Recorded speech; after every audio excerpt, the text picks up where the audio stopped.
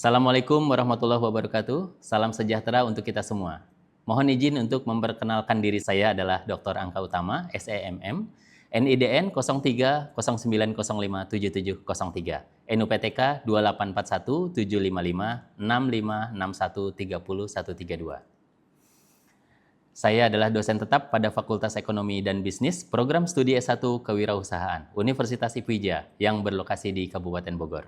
Saya akan menjelaskan proses pembelajaran pada salah satu mata kuliah yang saya ampu, yaitu mata kuliah CSR, Corporate Social Responsibility. Pendekatan pembelajaran menggunakan metode DIA, yaitu Delivery, Interaction, dan Assessment. Kerangka pendekatan pengajaran yang terdiri dari 3 komponen utama, yaitu Delivery, penyampaian materi, Interaction atau interaksi, diskusi 2 arah, dan juga Assessment atau penilaian hasil belajar. Metode ini dirancang untuk menciptakan proses belajar mengajar yang komprehensif dan juga efektif. Video ini dibuat untuk memenuhi salah satu persyaratan sertifikasi dosen tahun 2026, yaitu penyampaian pernyataan diri dosen dalam bentuk bukti kinerja pada bidang pendidikan dan pembelajaran. CSR merupakan mata kuliah lanjutan yang berbobot 3 SKS. Mata kuliah ini memberikan pemahaman akan kepekaan sosial sebuah perusahaan yang tidak hanya memberikan hal-hal bersifat teoritis seperti pengertian, evolusi sejak dulu dan juga sekarang, namun juga bagaimana sebuah perusahaan mampu berkontribusi secara sosial dengan berbagai tantangan dan cara pengembangan social responsibility. Mata kuliah ini pun memampukan mahasiswa dalam mengaplikasikan teori ke dalam bentuk praktek dengan mengemas kegiatan CSR. Dengan kemampuan ini, seorang praktisi CSR dapat terampil menganalisa masalah-masalah sosial yang terjadi untuk kemudian dapat menjadi salah satu kegiatan yang menguntungkan bagi perusahaan dan juga masyarakat. Kuliah Corporate Social Responsibility memberikan manfaat kepada para mahasiswa ketika mereka berada di lingkup organisasi atau perusahaan atau posisi mereka sebagai praktisi CSR dalam hubungannya antar perusahaan dengan lingkungan sosial. Adapun capaian pembelajaran mata kuliah CPMK yang diharapkan adalah sebagai berikut. Yang pertama, mahasiswa mampu menunjukkan sikap tanggung jawab sosial, etika bisnis, dan juga kepedulian terhadap keberlanjutan lingkungan serta masyarakat dalam perancangan dan pelaksanaan program CSR. CPMK yang kedua, mahasiswa mampu menganalisis konsep, strategi, dan pendekatan CSR berbasis riset serta komunikasi bisnis untuk mendukung keberhasilan dan keberlanjutan usaha. CPMK yang ketiga, mahasiswa mampu mengembangkan kolaborasi dengan stakeholders dalam merancang kampanye CSR yang komunikatif dan berdampak sosial. CPMK yang keempat, mahasiswa mampu merancang, menyusun, dan mempresentasikan proposal kampanye CSR berbasis prinsip keberlanjutan 3P dan pendekatan riset secara sistematis dan profesional.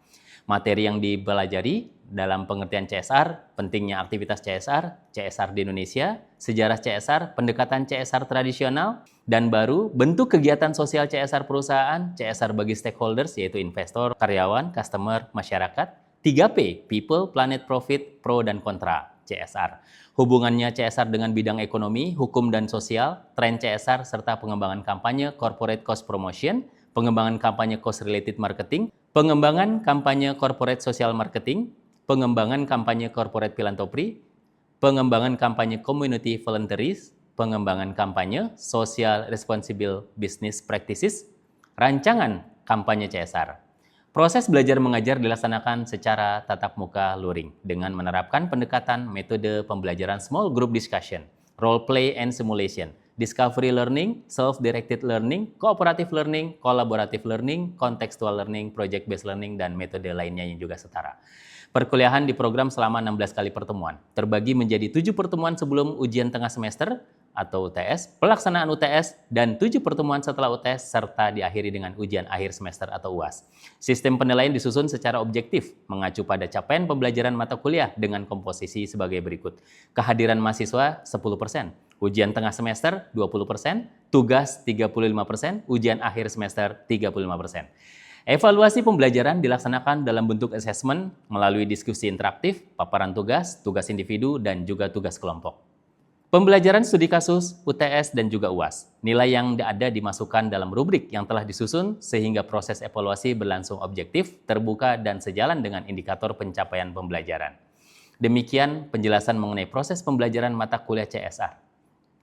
Corporate Social Responsibility pada program studi S1 Kewirausahaan Fakultas Ekonomi dan Bisnis Universitas Sriwijaya. Berikutnya, saya akan menampilkan dokumentasi pelaksanaan proses pembelajaran dalam kelas sebagai bukti implementasi kegiatan perkuliahan yang telah dilaksanakan. Assalamualaikum warahmatullahi wabarakatuh. Waalaikumsalam warahmatullahi wabarakatuh. Selamat pagi semua. Pagi, Pak. Gimana kabarnya kalian hari ini? Alhamdulillah sehat. Alhamdulillah, baik. Pagi ini kita lanjut di pelajaran kita mata kuliah CSR, Corporate Social Responsibility. Sebelum memulai kuliah, kita biasakan dulu berdoa. Baik, siapa yang memimpin doa di antara kalian? Saya, Pak. Silakan Rifa. Izin Pak dosen. Ya, silakan. Baik, untuk teman-teman, sebelum kita memulai mata kuliah pada hari ini, alangkah baiknya kita memulai dengan doa. Berdoa, mulai.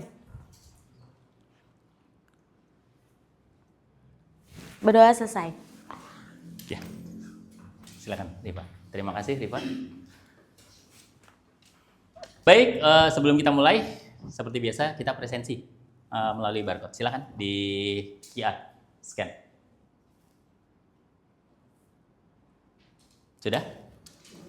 Oke, kita mulai. Saya akan mengingat di pelajaran kita di awal-awal, ya supaya terkait kalian mengingat ya definisi dari CSR. Siapa yang masih ingat apa itu definisi dari CSR? Oke, Nazira sama Talita. Silakan Talita.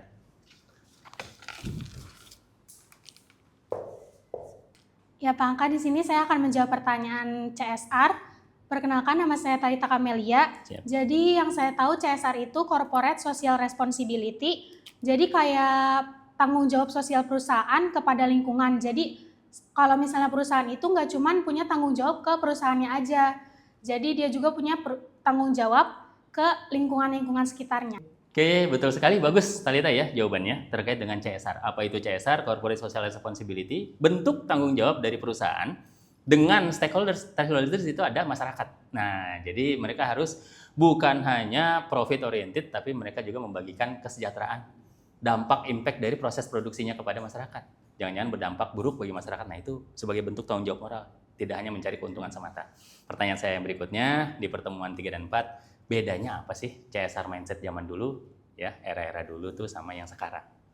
Siapa yang bisa jawab? Oke, good, Nazira. Silakan, Nazira. Baik, Pak Angka, untuk pertanyaan yang Bapak ajukan tadi, Iya. bedanya CSR dulu dengan sekarang itu kalau yang dulu itu lebih ke kayak donasi. Kalau yang sekarang itu lebih ke kayak ESG. ESG, good ya. Terima bagus. kasih. Ya, terima kasih. Oke, tepat sekali yang dikatakan Nazira terkait dengan bedanya CSR di era dulu dengan yang sekarang. Yang dulu itu terkait sama lebih banyak fokus kepada sumbangan atau donasi. Yang sekarang terkait dengan ESG. Nah, ESG apa? I-nya adalah environment, S-nya adalah sosial, G-nya adalah governance. Nah, oke, baik. Jadi bentuk tanggung jawab dari pemerintah juga dari perusahaan korporasi terkait dengan sustainability development. Itu intinya. Nah, kira-kira siapa yang bisa menyebutkan terkait dengan metode ya? Metode kolaborasi CSR antara korporasi dengan community sekitarnya, masyarakat. Tadi saya udah bilang tuh dampak tuh. Siapa yang bisa menyebutkan? Silakan. Saya. Ya, Bagas, silakan. Berikutnya Sabrina, berikutnya Nazira dan Talita. Ya, baik. Saya Bagas Gusnanto ingin menjawab dari pertanyaan Pak Angka. Ya. Ya, salah satu metode yang saya ketahui adalah cost related marketing, yang mana ini memberikan donasi daripada penjualan suatu perusahaan. Oke, Terima kasih. siap. Bagus, terima kasih Bagas. Tepuk tangan buat Bagus. Social related marketing. Pemberian donasi dari korporasi terkait dengan penjualannya, berapa dia sisihkan, nah itu social related marketing. Bagus. Yang kedua, tadi, oke, Sabrina. Baik, nama saya Sabrina Cayani. Sebelumnya saya akan menjawab pertanyaan dari Pak Angka, yaitu dari Corporate Cash Promotion, yaitu di mana perusahaan inisiatif untuk menyediakan dana dan juga menjadi sumber komunikasi untuk masyarakat, penyadaran terhadap masyarakat akan masalah di lingkungan ataupun di sosial. Oke, tepuk tangan buat Sabrina. Good. Selanjutnya yang ketiga, Nazira. Silakan Nazira. Yang ketiga itu ada corporate philanthropy. Oke. Jadi yaitu pemberian langsung. Jadi fokusnya itu lebih ke kayak donasi, memberikan bantuan.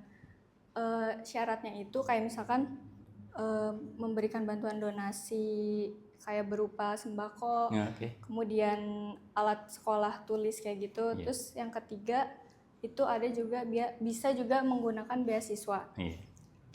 Syaratnya itu kita harus ngelihat benar-benar kayak jangan sampai salah milih, apalagi kan beasiswa. Jadi jangan salah sasaran. Oke, tadi tepat apa yang dikatakan Nazira. Tepuk tangan buat Nazira dulu. Masih ada 2 lagi, yang keempat dan kelima. Siapa yang bisa nyebutin yang keempat?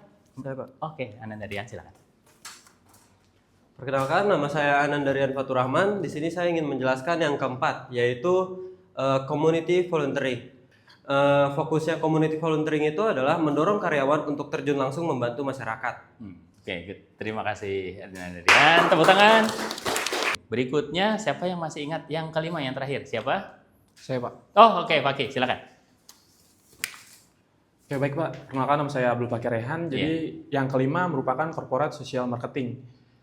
Jadi contohnya yaitu mengubah perilaku masyarakat demi kesehatan, keselamatan, atau di lingkungan. Oke, tepuk tangan buat Fakih, betul ya. Tadi sudah disebutkan semua jawaban dari mulai Bagas, kemudian Sabrina, kemudian Nazira, Talita, Rian, dan terakhir Fakih. Terima kasih ya, kalian sudah baca materi kita. Inilah yang dinamakan kolaborasi antara korporasi dengan masyarakat. Bagaimana mereka pertama, jadi kata intinya keywordnya adalah corporate. Corporate itu 3, jadi kalian untuk memahaminya lebih mudah. Ada berapa kata corporate yang kita temukan? Ada 3. Pertama adalah corporate social marketing. Yang kedua adalah corporate cause promotion, yang ketiga corporate philanthropy. Nah, berikutnya adalah community volunteering, dan terakhir cause related marketing. Jadi supaya mudah untuk kalian memahaminya. Nah, kita bahas satu persatu. Apa itu corporate social marketing atau merubah perilaku? Siapa di sini yang kira-kira punya perilaku habit yang tidak baik? Attitude, perilaku, habit terkait dengan kegiatan sehari-hari. Apa itu perilaku yang tidak baik yang bisa kita rubah? Kemarin kita udah bagi kelompok ya, ada beberapa kelompok untuk melaksanakan ini semua. Nanti implementasinya akan kita lakukan. Nah, kalian bikin proposal, pemetaan seperti itu. Nah, pentingnya apa sih corporate social marketing? Nah, ini dia. Jadi perilaku apa yang kira-kira tidak baik? Siapa yang bisa jawab kira-kira? Perilaku sehari-hari yang tidak baik. Oke, Sabrina. Sabrina, silakan. Banyaknya masyarakat yang masih belum merubah mindsetnya dengan membuang sampah sembarangan seperti di sungai maupun di lahan-lahan kosong gitu, Pak. Ah, itu dia, bagus Sabrina. Baik, bagus jawaban Sabrina ya. Corporate social marketing merubah perilaku. Ini contohnya adalah dijelaskan oleh Sabrina, kebiasaan masyarakat yang buang sampah sembarangan. Dia nggak peduli itu. Ada lahan kosong dia buang sembarangan. Puntung rokok yang biasa ngerokok sehari 2 hari 3 batang, kalau udah vape sama aja ya. Nah, ini dia kesehatan, keselamatan. Bagaimana cara merubah perilakunya? Korporasi menggandeng dari pihak pemerintah ya atau dinas terkait. Contohnya, kita di daerah Bekasi ini ada TPA, tempat pembuangan sampah akhir, Bantar Gebang. Dari situ kita tahu ya, ada 3 gunungan sampah yang begitu besar yang berasal dari sekitar wilayah dari Jakarta, Bogor, dan Depok. Nah, Bogor punya sendiri, tapi memang buangnya di sana. Apa yang terjadi? Yang terjadi adalah perilaku-perilaku tersebut yang bisa merusak terkait dengan keselamatan dan kesehatan. Apa yang bisa berubah dari efek kesehatan? Buang sampah sembarangan. Siapa yang sangka kalau sampah plastik kita itu nanti bermuara ke sungai, dari sungai ke laut. Kalau dia tidak ke laut, berarti dia akan menghambat di selokan-selokan. Ini yang wajib kita lakukan CSR. Dari mana? Dari korporasi. Dari mana? Dari entitas. Jadi bukan hanya mencari keuntungan semata. Disitulah bentuk kolaborasi utama. Tadi kita udah bahas corporate social marketing, bagaimana merubah perilaku masyarakat. Jadi kita punya tanggung jawab sosial. Kalian punya tanggung jawab sosial. Mindsetnya. Jadi kalau di negara lain, kenapa orang Indonesia ketika ke Singapura, ke Jepang, perilakunya bisa berubah? Berarti sebenarnya perilaku terkait sama mindsetnya. Jangan buang sampah, di sana dendanya besar. Betul. Di Indonesia, balik lagi ke Indonesia, habitnya set ke default lagi.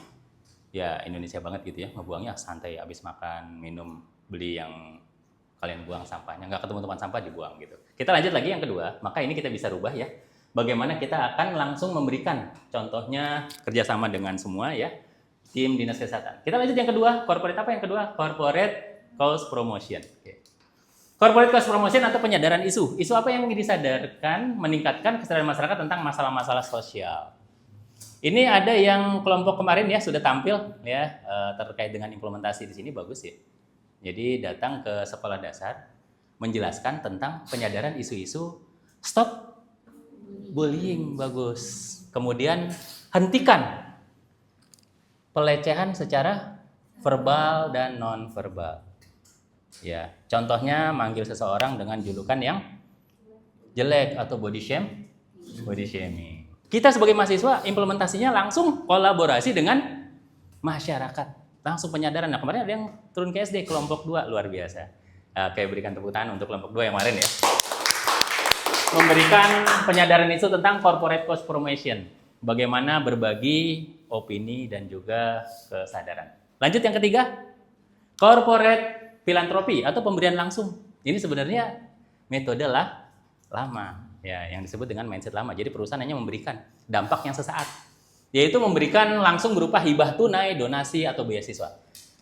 Kalau beasiswa ada yang ingat gak nih? Ini dia terkait dengan sustainability atau masih yang lama nih?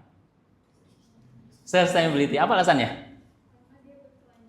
Luar biasa Nazira, karena dia berkelanjutan dampaknya. Jadi bukan hanya sesaat. Jadi walaupun di sini corporate philanthropy, tapi dia memiliki kontribusi langsung yang berdampak terus. Di universitas kita memberikan beasiswa bagi anak-anak yang kurang mampu, KIP. Makanya itu adalah tindakan dari CSR, Corporate Social Responsibility Sustainability Development. Berkelanjutan, berdampak bagi ekonomi, bagi dirinya, bagi keluarganya, bagi lingkungannya yang tadinya pamannya ya misalkan cuma nganggur gitu ya, tiba-tiba dia berikan, Pak, saya udah sarjana dari KIP, dari mahasiswa IPIJA, dari IPIJA diberikan. Nah itu dia salah satu bentuk filantropi dari yayasan memberikan, tapi berbentuk sustainability development. Yang keempat, community volunteering yang tadi jelasin oleh Rian, yaitu turun langsung relawan karyawan. Dampaknya apa? Dampaknya langsung terlihat. Oh ini ya, kita mahasiswa dari sini turun membantu langsung, mendorong karyawan untuk turun langsung membantu masyarakat. Masyarakat ada banjir, turun langsung di sini. Sebab-sebab penurunan dari banjirnya apa nih? Jadi SDM-nya, jadi CSR itu terkait sama apa? Kalau saya jelaskan ini, SDM, sumber daya manusia, mindset-nya yang dirubah. Yang kelima, cost related marketing yang tadi dijelaskan oleh Bagas, penjualan dan donasi. Jadi dari yang didapatkan oleh korporasi akan dibagi kepada masyarakat. Dia berperan besar menumbuhkan masyarakat untuk maju bersamanya. Nah, kalau di kita kan biasanya barang siapa yang dia kaya tapi di sebelahnya masih ada yang kelaparan. Itu kan haram mencium bau surga. Nah, kalau di sini sama, masyarakat berarti dia harus tahu di sini ada perusahaan besar berdampak bagi dirinya tapi dia nggak kebagian. Nah, ini yang dikatakan dengan CSR yang sesungguhnya, yaitu saling berbagi dan peduli terhadap sekitarnya. Seperti itu. Nah, metode kolaborasi antara korporasi dengan masyarakat itu perlu kalian turun ke lapangan sebagai P4. P4-nya lalu melaksanakan ya, bagaimana melaksanakan kemudian melakukan sebuah kegiatan psikomotorik. Itu tugas, kemarin kelompok 2 sudah. Nanti ada kelompok yang maju, yang belum maju ya. Bagaimana kita pemetaan sosial itu diperlukan dalam perencanaan komunitas atau masyarakat sekitar. Pertama karena kondisi pemukiman kita lihat nih social mapping-nya. Ini penting kita tahu di masyarakat sekitar ini seperti apa. Ada pabrik baja di sekitarnya, berarti dampaknya sangat besar. Terkena dampak apa? Dia terkena dampak dari zat-zat pada saat pencelupannya, pengerasannya, dari suara bisingnya, dari polutan-polutan yang berbahayanya. Itu kita lihat pemetaannya. Yang kedua, sumber mata pencarian yang sekitarnya. Bagaimana social mapping ini akan bermanfaat bagi kalian pada saat nanti untuk melaksanakan penelitian, kolaborasi ya. Di turun ke lapangan kalian lihat social mappingnya terkait dengan mata pencariannya. Ini di sekitar dia masyarakatnya apa? Pencarian. Mata pencarian apakah PNS, wira swasta rata-rata, petani kah seperti di daerah Kerawang, Bekasi rata-rata umumnya? Karena penting bagi mereka apa yang menjadi sumber hidup mereka itu berdampak bagi penghasilannya. Sekitarnya seperti apa. Kemudian pelayanan kesehatan masyarakat. Ini dia, kita merencanakan perencanaan community. Ya, demikian. Sebelum kalian, dan ada yang beberapa yang sudah ya, karena tugas ini adalah P4, kita FGD Focus Group Discussion. Kita bagi kelompok ini menjadi 2 kelompok besar. Nah, silakan dibagi kelompok, duduknya boleh diatur ya. Ini kelompok 1, ini kelompok 2. Nah, kita melakukan fokus grup diskusi terkait dampak dari metode kolaborasi CSR dengan masyarakatnya, juga dengan perusahaannya. Oke, untuk kelompok 1 nanti kenapa alasannya pro dengan 5 metode kolaborasi korporasi dengan masyarakat. Ya, kelompok 1 yang pro, kelompok 2 yang kontra ya. Oke, nanti silakan pendapatnya seperti apa.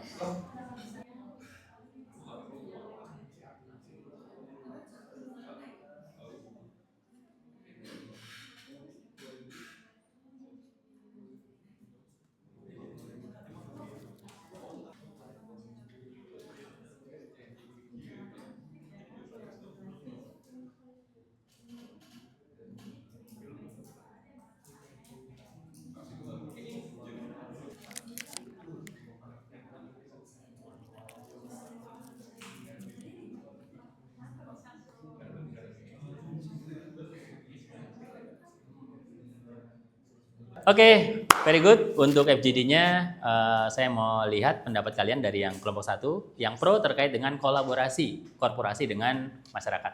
Dan juga kelompok 2 yang terkait dengan kontra. Apa yang kontranya ya? Nah, kita mau dengarkan ya dari sama-sama semua pendapat kalian.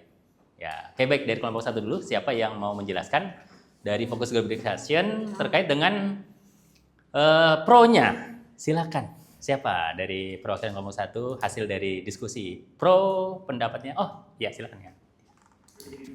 Berdiri. Ya. Saya persilakan untuk kelompok 1 dulu. Yang lain dengarkan terkait dengan pro kolaborasi CSR ya dengan community sekitar surrounding dari perusahaan. Silakan yang pro. Saya Siti Mutia, perwakilan dari kelompok pro, ingin menjelaskan tentang hasil diskusi kami tadi, yaitu kita ngambil dari corporate social marketing atau perubahan perilaku. Contohnya itu kayak memberi edukasi cuci tangan kepada anak-anak. Kenapa pro-nya? Karena itu berdampak dan berkelanjutan apalagi kepada anak-anak karena itu udah diajarkan dari sejak mereka masih kecil. Oke, jadi itu berdampak nanti kalau dia besar akan menjaga kesehatan bagi diri dan keluarganya. Diajarkan. Iya. Oke, bisa. Masalah. Tepuk tangan buat kelompok. Oke, baik. Sekarang saya akan mendengarkan dari kelompok 2 terkait dengan kontra metode kolaborasi perusahaan atau koperasi dengan masyarakat sekitar. Mau ngambil sampel yang berapa? Silakan dari perwakilan dari FGD kelompok 2. Silakan. Baik, perkenalkan nama saya Adina Devina.